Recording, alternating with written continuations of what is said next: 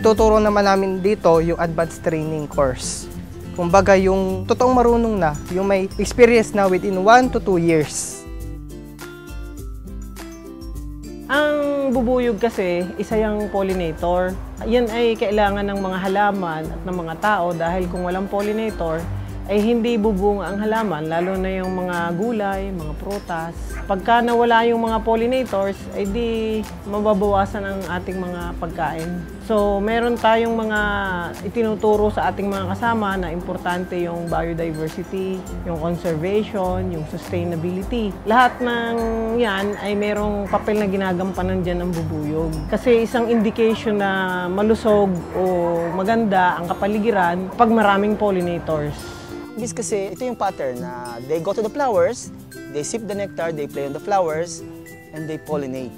Siya yung naglilipat ng pollen grains to the female flowers. So pagka nalipat yun, napakaganda ng setting, yung buo ng bunga. So mag-start, kailangan you have to study the bee. Maglibang muna sila, mag-hobby.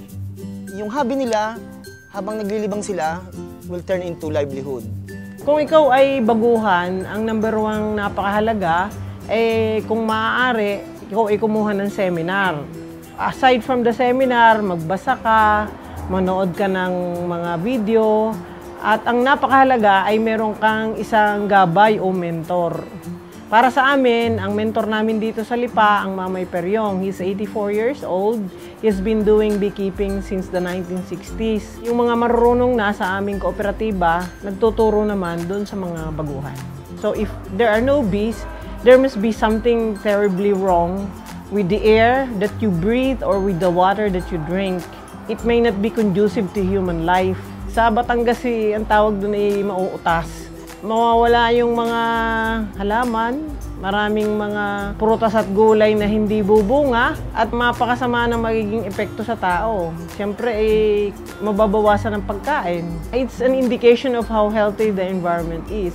Ang aming advocacy is nature heals. So, kailangan you have to be raw, be local, so that you can be well. Lahat be.